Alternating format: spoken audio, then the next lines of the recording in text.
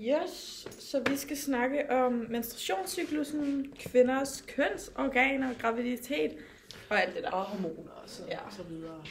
Først vil vi snakke om det indre kønsorgan, fordi det er lidt det, vi har fokus på her på kvinderne. Først kan vi se, at vi har de her, der hedder æggestokkene, som her, at kvinder så får deres æg fra. De har x antal æg. De får ikke flere, så når du har løbet tør for din æg, og der du rammer overgangsalderen. Så her har vi æggeledertrakt. Det er her ægget, det så bliver released. Ja, sådan frigivet. Frigivet i. Og så har vi æggelederen, som så er røret her, som fører hen til livmoderslimhinden.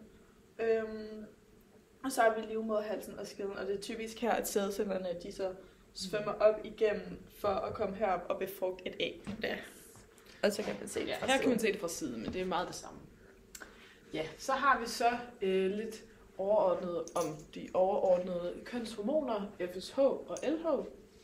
Det har både mænd og kvinder, og de kommer også de samme steder fra, og i hjernen, nemlig hypotalamus og hypofysen.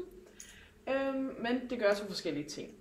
Og i kvinder, der går det altså ned og påvirker østrogen og progesteron, og man begynder ligesom at producere det her, når man går i puberteten, som sker, når man er sådan 10-16 cirka.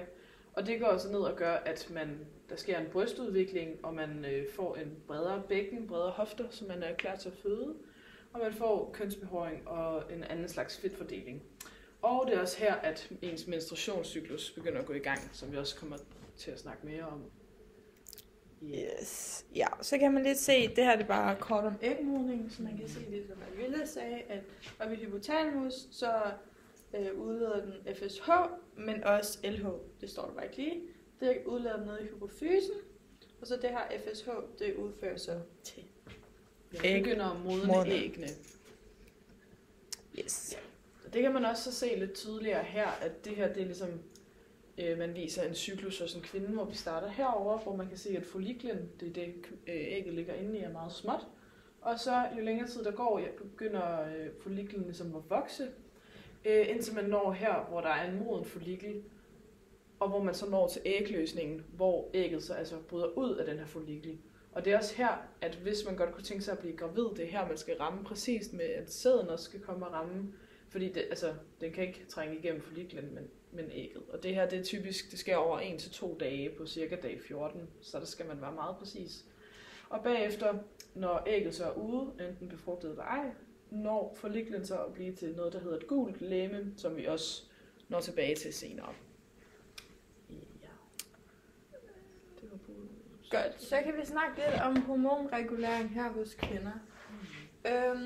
Man kan se her, at det her det er en god model. Vi kan bare lige se den her også, hvis der er. Ja. Det her det er altså, hvordan follikelstørrelsen. Ja, follikelstørrelsen, cyklusen er her. Mm-hmm. Og så har vi de forskellige hormoner her. Man kan se, at det her det er for eksempel starten og slutningen af ens menstruation, så folliklen den er meget lille, umoden her. Og det er her, at på grund af at FSH, som så er blevet sendt ned til hjernen, så vi får lidt hormon derned. Så kan jeg tage næste også. Ja, og det er så her, at FSH-niveauet det vokser, og så vokser folliklen også, fordi det var det, der modnede.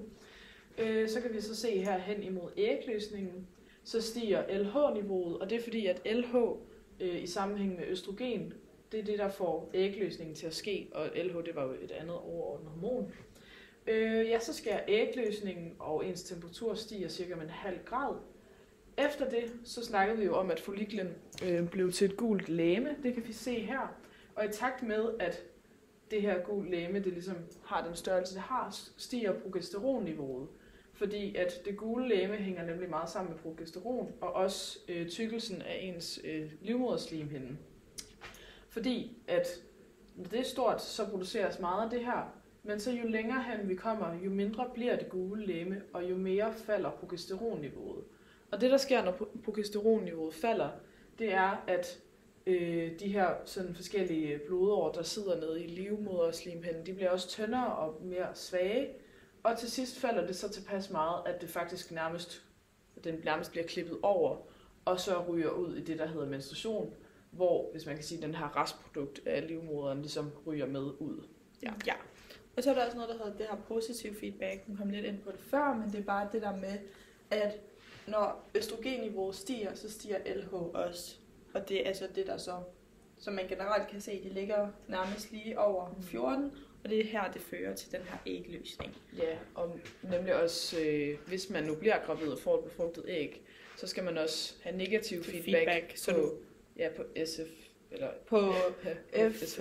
FSH og LH, så du ikke bliver ved med at producere, eller få ægløsning, så du ikke sådan stadig får dem, fordi du har jo et... og heller ikke med FSH udvikler et æg mere. Så du ikke får befrugtet endnu et. Under graviditeten. Så kan vi snakke lidt om graviditet. Yes! Altså man kan sige her, at det er jo her, vi har æggestokken, og det er så ægledetrækten, hvor at det her, at ægget så bliver sendt ud i, når der er ægløsning. Så man kan se, at spermen den så svømmer op her gennem skeden, og op igennem livmoderslimhinden, og så igennem æglederne op i æggetrækning for at befrugte ægget derop. Det tager cirka 20-30 minutter, ja. Så har vi så den proces, der sker, når man har et befrugtet æg, og derfor er gravid. Så har vi ægget her på dag 0, som altså kommer ud af æggestokken. Og jo flere dage der går, jo større bliver ægget, altså jo mere sådan celledeling kommer der ind i ægget. Ja, efter det er blevet befrugtet. Ja, det tager sådan cirka 7 dage, og man kan se, at det ligesom bevæger sig ud her.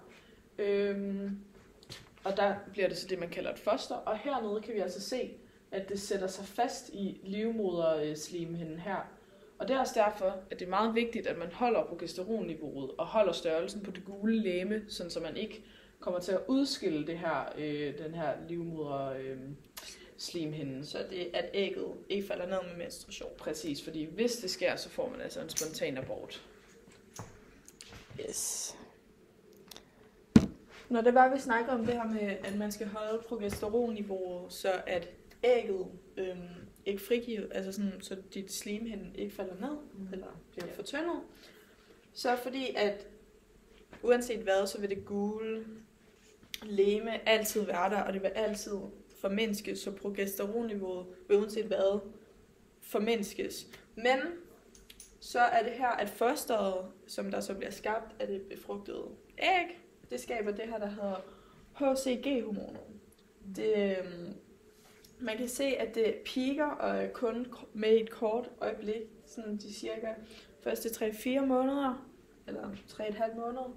Fordi at det er lige her, at progesteron- og østrogenniveauet er lavest. Så hvis vi ikke havde den her grønne, så ville du få menstruation. Men den har med som en erstatning indtil, at den så ender med selv at kunne danne østrogen og progesteron fosteret, og så holder den det lige lidt op, indtil man så føder, så at du ikke får menstruation i løbet af din graviditet, som medfører spontan abort. Og der kan nemlig ske det, at det er ofte, der sker inden for de første var det 3 måneder, som er den her periode. Yes, at der går noget galt med det her HCG, hvis der nu for eksempel er nogle fejl i fosteret, nogle kromosomfejl eller lignende.